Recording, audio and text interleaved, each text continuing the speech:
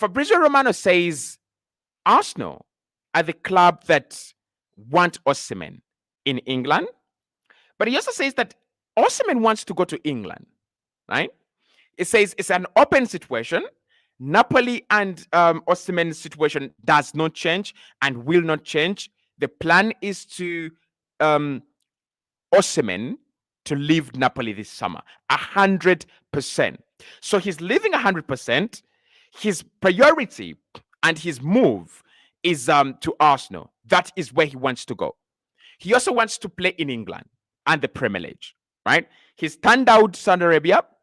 He's turned down a chance to go to PSG. He's turned down a chance to go back to, to go back to Germany and to go back to France, right? Doesn't want to go to Spain. Guys, there are times when Fabrizio tweets, and I'm like, that doesn't really concern us. But this Victor Osimhen deal really, really concerns us. It really, really does. And I think it's one day that we're going to see develop quickly in the coming months. In the coming weeks, rather than later. Because this is what Fabrizio says, and I want to quote him, right? He says, after a quiet June, Napoli expect proposals to arrive for Osimhen as he will be on the move, right? Preference for Premier League. Osimhen's plan is still to leave Napoli this summer as movement is expected soon. So, let's put 2 and 2 together here. Let's put 2 and 2 together here. Osimhen's camp and entourage have always been convinced that Arsenal will make a move for Osimhen. They've always been sure Arsenal will make a move, right? That was reported by DiMarzio, that Arsenal will make a bid for Victor Osimhen. And now Fabrizio says that moves are expected very soon. Napoli are expecting bids very soon, right? And the player still wants to go to England only. How many clubs really are going to afford Osimhen in England? Chelsea have already said, we are not part of that deal. We are going to go and try to sign Samuel Omorodian from ATM, and we're also going to go and sign Jean Duran from Aston Villa. So that shows you that Chelsea, who are one of the juggernauts in the market, very good at spending their money, very, very good at splashing the cash, offering big contracts and paying big fees for players, have decided that Osimhen is not going to be signing for them. Man United are looking to complete the transfer of Joshua Zirkzee. They are not getting Osimhen. Liverpool, they are not in it. They are not anywhere close to Osimhen. They're not even linked with Osimhen. They're not interested. So you think about City, they have Haaland. So which club really? When we talk about Premier League, is he going to Crystal Palace? Is he going to Nottingham Forest? Is he going to Leicester? Of course he's not. So when Fabrizio says preference, Premier League, how many clubs really want him in the Premier League? Arsenal. How many clubs can really afford him and they want him in the Premier League? Arsenal. Now, I thought about Tottenham in this deal as I was preparing, and I was like, could it be that there is an optimism, a sense of optimism that the revolution under Ange Postecoglou could revive Tottenham into a proper club? Then they start chasing the likes of Osimhen. No way.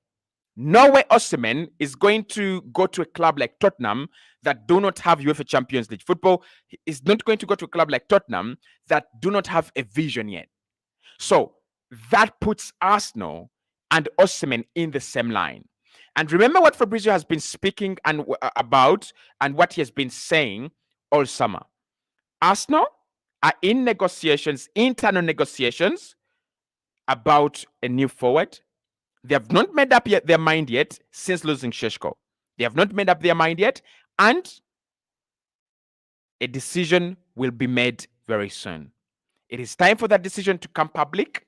It is time for that decision to be, it's time for us to get some work on that decision. Whether that is by bidding for Osimhen or whether that is by triggering the release clause of Victor Osimhen, we'll wait to see. But Arsenal are front runners on the Victor Osimhen deal. And this deal, if Arsenal are really the ones that are going to do it, it's not going to drag on. The only reason I told you that this deal will drag on is because I believe that there would be a couple of clubs and Napoli would wait for offers. But if it's only Arsenal that are there, then this deal is not really going to drag on. Importantly, Fabrizio says that when the price for Osimhen drops, mark my words, it says when the price for Osimhen drops, right, the situation will change very quickly. So we've been talking about it all summer.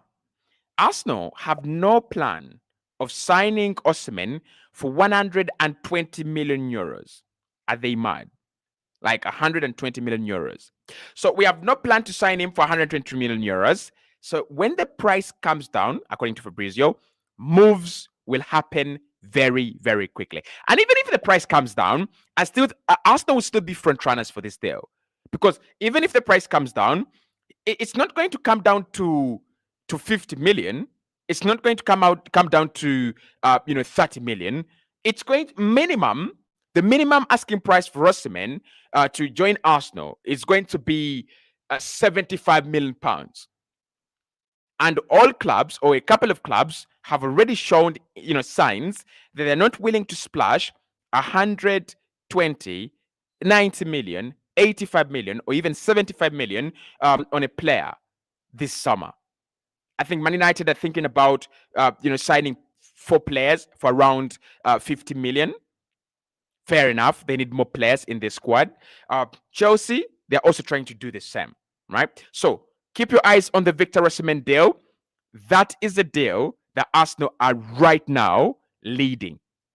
In terms of everything, in terms of the player wanting to play for us, in terms of everything, I would say Arsenal are more likely to get Osimhen than any other team, apart from Saudi Arabia, because Saudi Arabia have a big financial muscle. They can just outmuscle Arsenal. They can just pay 120 million euros release clause, and they can give him ridiculous wages. Like they can give him 20 million a year, and it's game over. But before they give him 20 million a year, he wants to play in the Premier League. Arsenal are the only clubs interested, and Arsenal transfers and our transfer business has begun. So let's watch the space. Riccardo Calafiori. Yes, Riccardo Calafiori. That's a name that I wanted to discuss again today on this show, because Fabrizio has yet once again confirmed that Riccardo Calafiori to Arsenal is a deal to watch. Now, Arsenal are slowly but surely making their moves on Riccardo Calafiori. We are slowly but surely trying to get him off Juventus and off Chelsea. It's not going to be an easy one. This one is not going to just be about, oh, Arsenal have the money, so therefore we sign Calafiori. Because Fabrizio says that Chelsea are willing to die with Arsenal. And this is interesting. Chelsea are willing to die with Arsenal on Riccardo Calafiori. Juventus aside, if we blow Juventus out of the water, and we could blow Juventus out of the water, we could sign Calafiori, despite the fact that Juve are Italian and he's Italian too. But we could beat them. But Chelsea are willing to die with Arsenal on Riccardo Calafiori. They are not willing at any point in time. They're not willing to let us take Riccardo Calafiori just like that. They're not willing to take. They're not willing to let Arsenal beat them on Riccardo Calafiori. So let's start off with the Chelsea thing, because that's what is standing in our way right now. I talked about the Juventus situation yesterday, but of course I'll just give you a small thing on why Juve are front runners. So Fabrizio says that the plan for Chelsea this summer is to get a left-sided defender, left-footed defender of high quality, high talent, and that player must be young. Calafiori is best, according to Chelsea, for them on their list.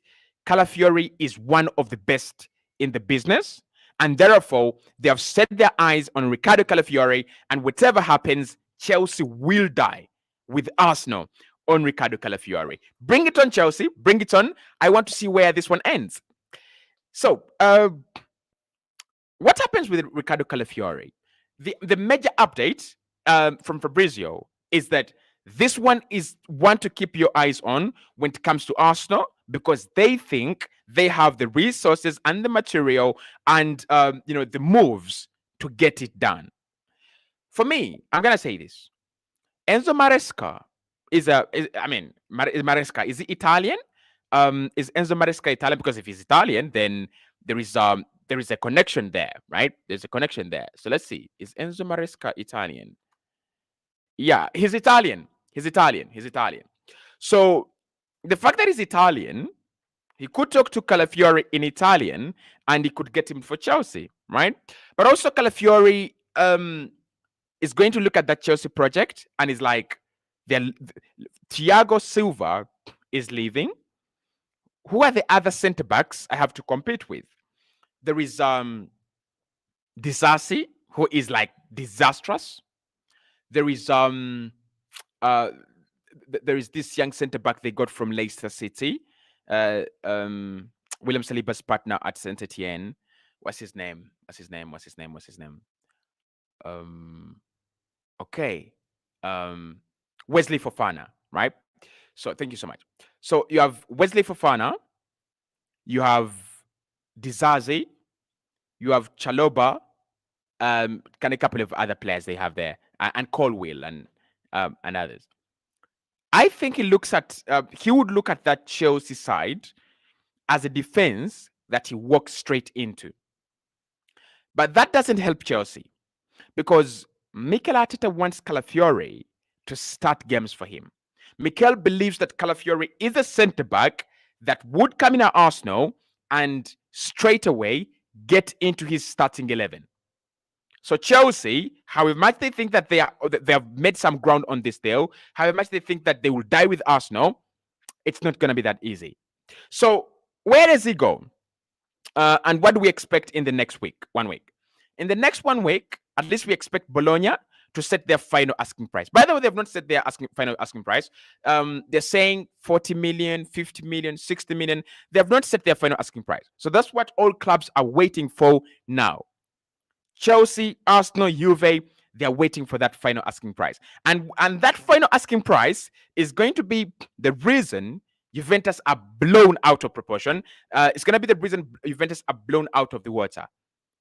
I don't think Calafiori's asking price is going to be less than 60 million.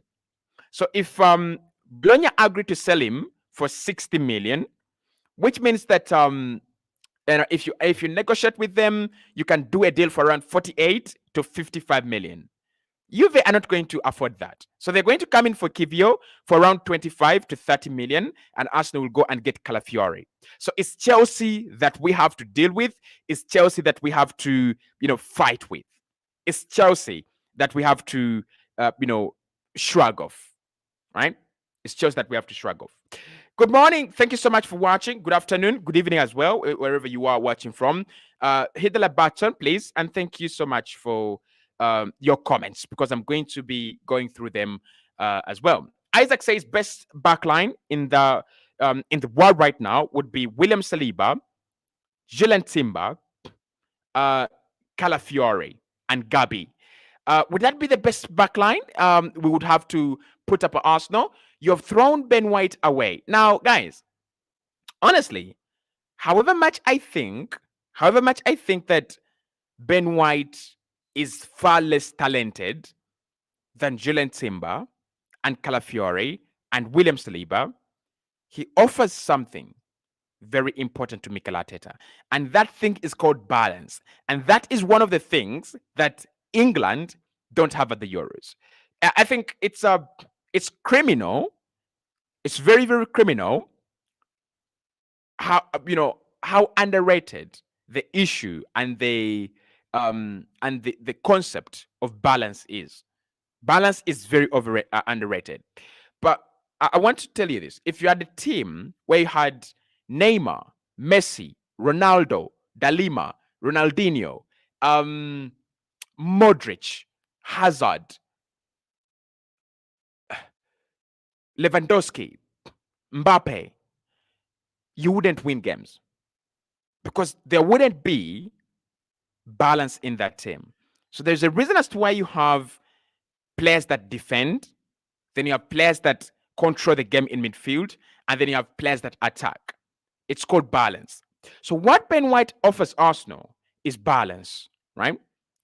The way he overlaps, with he overlaps and underlaps with Saka.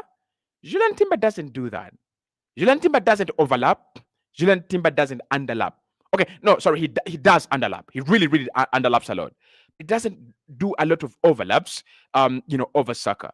And how many chances did Ben White create just by overlapping Saka? Very many. How many goal scoring opportunities did he get by overlapping Saka? Very many. And even underlapping him? Very many. So I wouldn't quickly throw away Ben White. I think that would be one of the best backlines in the world. Don't get me wrong, Isaac. I think it would be one of the best. But I wouldn't quickly throw away the idea of Ben White playing for Arsenal every single game because he offers balance to that team. He does. Okay. Nwamanya says, how are you, Cossy, bro? Any information on the Gyökeres deal? This morning, the information we have is Victor Osimhen and Ricardo Calafiori. But also we have information on, I want to talk about Ivan Toney and Nico Williams' performance yesterday. We're going to talk about that. But we have information that Arsenal don't like some things about, Ivan Toney. Morgan Roots says that's why I'm saying Osimhen, Kimmich, and Nico Williams would be the perfect three to sign for Arsenal. Osimhen, tick. Nico Williams, tick. Kimmich, 100%. I agree with you there, 100%. It's been a long time ever since I had a comments that I agree with 100%. Morgan says we better go for minority to boost our club than majority to freeze our system, please. Abubakar says, good morning, guys. Happy new month. I don't see Osimhen like a pointed number 9. I don't see Osimhen like a pointed number 9. Like pointed number 9s are. You don't, you don't like him. I mean, he's one of the best in the game. One of the best in the game when it comes to strikers. If you don't like him, Arsenal in trouble. Henry says, for now, we need Nico Williams, Partey replacement, and a striker. I think that's what Arsenal are really working on. Now, listen, most of you are not, just like me, of course, are not really convinced about a left back. I was not looking at left back as a position of priority for Arsenal. And I was like, why are we going for a left back? Why does he want a new left back? You have Timber, you have Kavio, you have Tomiyasu, you have Zinchenko. Why are you going for a left back? But the Athletic have made it very clear that Mikel Arteta wants a specialist at left back. That means, the problem England have right now. Have you seen? I don't know if you watch the Euros, but the problem England have right now is they don't have a left-footed left back to offer them that kind of balance, like they have Trippier on the right-hand side or Kyle Walker on the right-hand side. So they have options on the right-hand side, but they just don't have that left-footed left back. So when you think about Arsenal, Timber is right-footed. Zinchenko is very, very good, has a very good left foot, but he underlaps, doesn't overlap. Tomiyasu is a centre back that has been forced in left back, and Kivio is a centre back that has been forced at left back. So what Mikel wants, and why we are also looking at a left back, he wants a player, and he wants a left back. He can say, this is our left back. A bit of Robertson, a bit of Robinson at Fulham, a bit of Josko Gvardiol. Someone with a left foot, someone brave to go and overlap, someone to bring in crosses, and someone to help out Gabriel Martinelli. So that Gabriel Martinelli is not playing against, is not playing, 1v2s, but he has that support in Rice, he has that support in his left back, and he has that support, in players like Kai Havertz who are making movements up and down the pitch. Right? So Nico Williams yesterday was in action and he scored for Spain as we pumped Georgia, who scored first, obviously, in that game. And English fans were, gassed. Oh, Spain are also having a bad game. It ended very quickly as Spain wrapped it up 4-1. But Nico Williams, oh my God. Nico Williams was unbelievable. Obviously, in that game, Lamine Yamal was the better player, and that tells you the talent Spain have on their hands.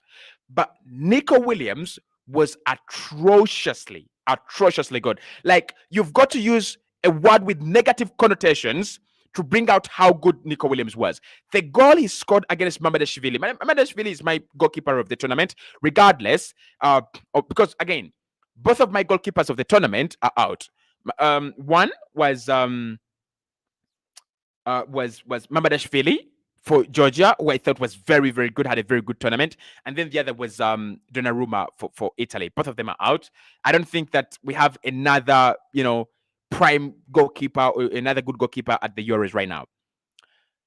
But Nico Williams, his pace is threatening. I'm going to say this, guys. This might not be right. It might not come down as let me say it.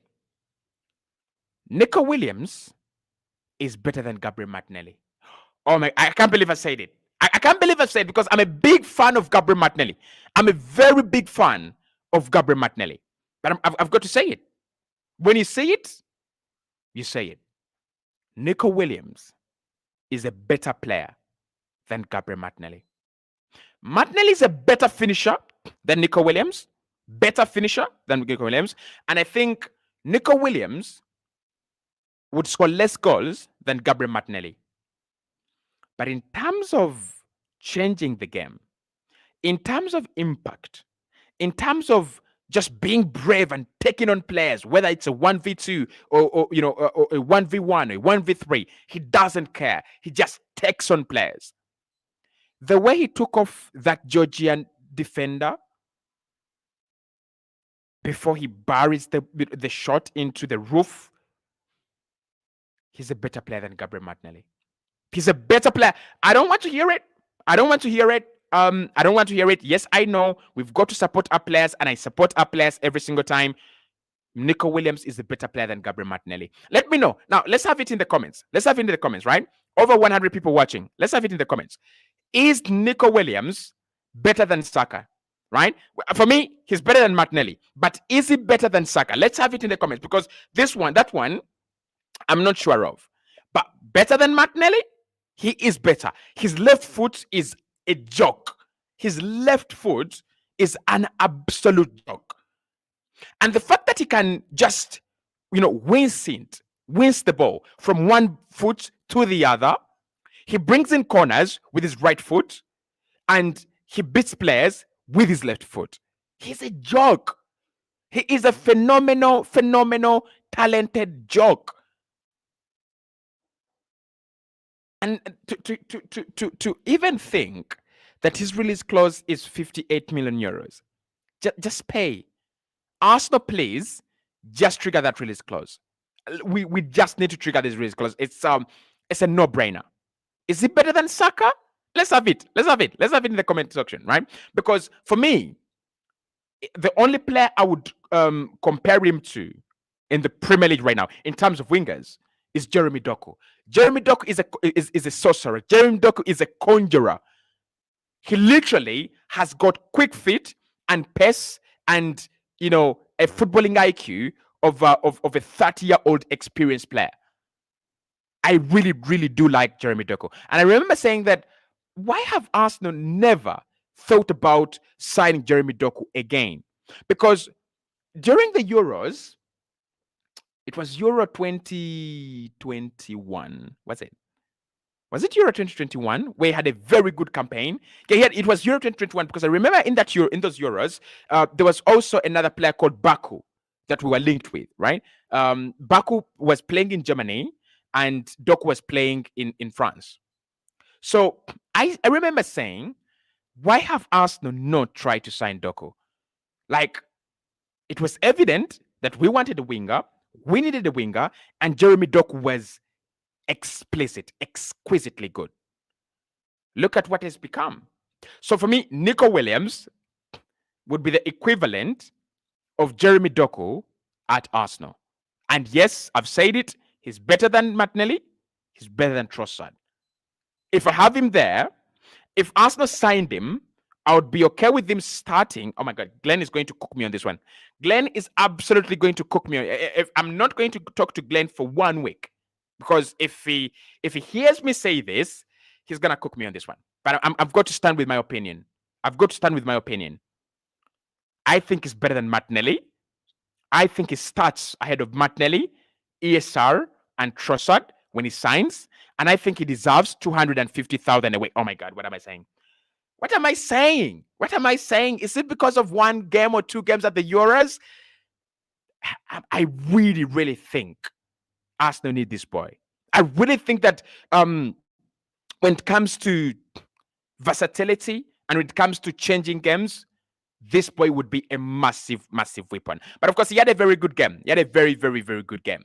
And I want to see your thoughts on on the nonsense I've been saying here. Gladys says Bernard watching in from Bernard watching in from Uganda. Thank you so much. Oliver says Nico is better than both our wingers at Arsenal. Okay, have someone who's supporting me there.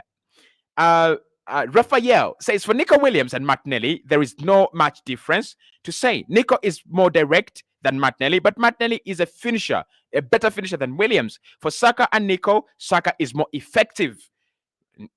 Those are very interesting points there. Those are very interesting points, and I think it's very good that it's very good that you are bringing up that, because I think Saka needs more respect from players, from people like me. Like, he's been a joke.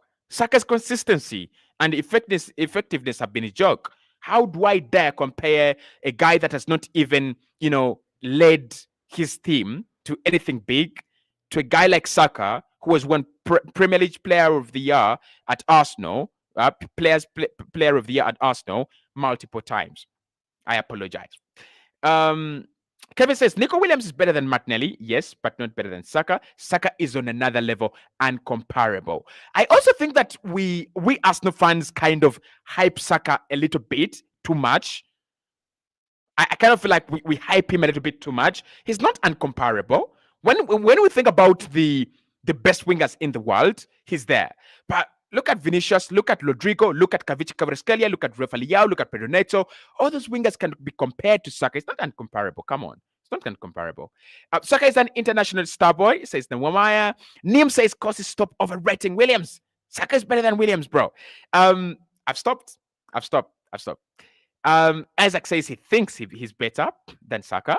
Nwamanya says, bro, Saka is very far than Nico. Now the thing with Saka, and why I will agree with anyone who says that Saka is better than Nico Williams, Saka's effectiveness is a joke. His consistency is a joke. And the fact that this guy assists many times, look, he assists many times and he scores many times as well. So he will get 15 assists and 16 goals, 11 assists and 10 goals. It's a joke. When you look at Nico Williams, his assists last season, 17. His goals, mediocre. So in most cases, you have players like Doku, he will assist a lot, but he doesn't score that much. But for Saka, for him to be able, Saka is more like I would say, which winger scores a lot of goals and creates a lot of chances? Salah. So Saka is in that bracket of he can become a Salah, scores a lot of goals, can score 20, can create 20 chances, a game as well. Sorry, a season as well. That is why I would really, really want to apologize for bringing that up. In the area of taking on players 1v1 and pushing play, Nico is better than Saka. And then this is Calvin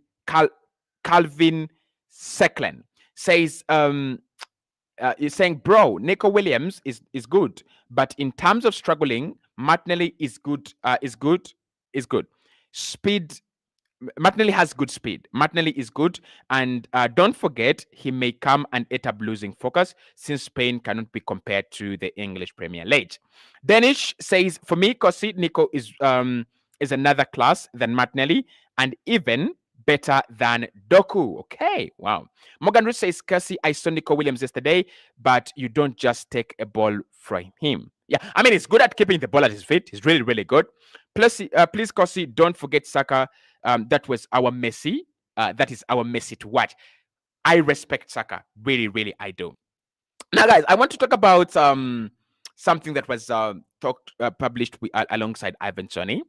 I don't want to get your thoughts on Ivan Toney. So, Team News and Six Antics has said there are two players Arsenal scouted very well. They looked at them very well, and they decided they don't like them. One of those players is Ivan Toney. The other players, we don't know. But at least the other player could be Osimhen, because Osimhen's character, coming out to do a live stream against the Nigerian national team head coach for, maybe blaming you. I don't think that is the discipline Mikel Arteta likes. I don't think that the discipline Mikel Arteta would love to have in his team. The other player I'm thinking would be Martin Zubimendi, because according to Christian Folk, Arsenal looked at Martin Zubimendi, and there's some aspects of his game, and there's some aspects that they didn't like. So there are two players that Arsenal decided against, that they decided that they didn't like, and one of them could be Osimhen, the other could be Martin Zubimendi. But most importantly, the one that we know about is Ivan Toney. So Arsenal really wanted Ivan Toney, but according to Team News and Ticks, they left that deal because there's some things they don't like about Ivan Toney. Now, I watched Ivan Toney last evening actually, for England. And I'm like, maybe he has a problem with his mentality. Maybe there is something with his character. Maybe, right? And if he has something with his character, if he has something with his mentality, it's got to be something very big. It's got to be something very, very huge, right? It's got to be something very, very huge. Because I think in terms of Arsenal going for a striker, one of the players that I would really strongly consider, or I would have considered in January, would have been Ivan Toney. Energetic, Premier League proven, scores goals, a good penalty taker, and he's got very good centre forward play. I think maybe Mikel looked at was waiting to see how does he bounce back, how does he react to that kind of downfall, the betting allegations and all that, and then he decided he's not gonna sign it. But my final word on Ivan Toney is I would take Ivan Toney at Arsenal. I'll take Ivan Toney and Arsenal. I think there was a time where I was also trying to buy into that, theory that he's not a good player. Ivan Toney is a good player. No question about that. Eden says, Odera Charles, thanks, bro. I'm watching from UG, and says live now. Keep on giving us the updates worldwide. Thank you so much. Calvin says, and by the way, how is Gyökeres deal? I really, really like this guy. I had Kimmich said he wanna play for Man City. I would like Arsenal to sign only three players: Nico Williams, Gyökeres, and Kimmich. Kimmich has not said he wants to play for Man City only. Kimmich has said he wants to play for 5 clubs if he's going to leave Bayern, and that is Man City and Arsenal in the Premier League, Barcelona and Madrid in Spain, which is the other team, and Liverpool. So it's not only, he's not ruled out a move to Arsenal, not yet. Isaac says, I think the other player is Osimhen, bro. Might end up beating Mikel when they sub him off. Guys, the people who watch, the Nigerians, how bad is this Osimhen mentality? How bad is this Osimhen mentality? Like, how bad is he? Is he a hothead? Is he like, I don't know. Is it like the way Gabriel came in, like could pick up a red card, could fight on the pitch? Because I mean, I saw his live stream. He has already fallen out with people at Napoli, and he's already fallen out with people at Nigerian national team. So is it that bad? Tell me, talk to me. Is the Victor Osimhen mentality something that we have to worry about? Right? Is it a reason why Arsenal should not sign him? Talk to me. Talk to me. I want to know. Right? I want to know. Is it a reason for Arsenal to stay away from that deal, because I am told the Arsenal concerned about. Are we still interested in in Bakayoko? 100%. 110%. But it's not the first priority. The first priority for Arsenal on the wing is Nico Williams. Thank you so much for watching. Hit the like button, subscribe to the channel, and of course, more uploads will come in your way. More live streams will be coming your way. Make sure you've subscribed, turn on notifications, because this one is going to be a big, big month. Update on Garcia, that one is coming up. I've seen something on Garcia actually, so we'll do an update on Garcia in the next live stream. Nico must be signed. Osimhen isn't good. He can never struggle one-on-one with. He says isn't good. He can struggle one-on-one with defenders like Gyökeres. Yomi says Victor Osimhen is very good and calm person, very dedicated to the team. Okay. Paulus says Cossy, what you're talking is true. I can support you for that. Nico Williams is better than Martinelli. He's straightforward. He doesn't care about defenders. He'll pass them easily with skill, like Doku.